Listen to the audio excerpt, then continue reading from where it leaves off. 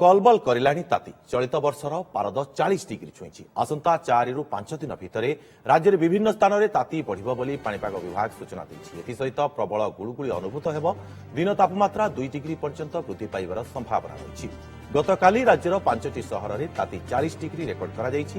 एसबु जिलागुड़िक हेउछि ततलागढ़ भावे परिचित टिटिलागढ़ समेत बलांगीर, बौद्ध, भवानीपाटना और नयागढ़।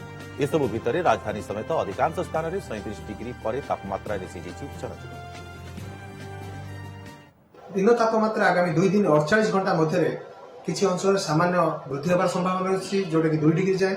परवर्ती समय विशेष परिवर्तन होब नहीं।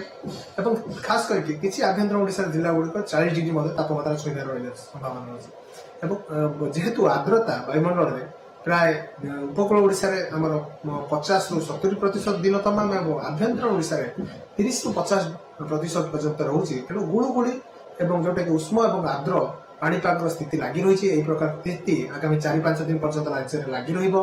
24 घंटा राज्य में केतक स्थान में 39 डिग्री अधिक रेकर्ड करा 5 स्तर में तापमात्रा 39 डिग्री ऊपर रेकर्ड करा। सर्वोच्च दिन तापमात्रा आमर पालाखेमुंडी 39.8 डिग्री रेकर्ड कर बौद्ध में 39.5 डिग्री सेल्सियस एवं आमर जो रोचे कि टिटलागढ़ और जो नयागढ़ में 39.2, भवानीपाटना 39 डिग्री, भुवनेश्वर में गतकाली 37.3 डिग्री सेल्सियस दिन तापमात्रा रेकर्ड होता है। कटक में 38.4 डिग्री सेल्सियस रेकर्ड कर बर्तमान कौन निर्दिष्ट पाणीपाग प्रभाव नहीं। गोटे जो रोचे घूर्णिबलय राज्य उपर सक्रिय रही वायुमंडल 16.9 किलोमीटर उपर, जहाँ प्रभाव में आम उत्तर ओडिशा किसी जिले में हालुका बिजुली घड़घड़ी जनित हालुका वर्षा रही संभावना रही।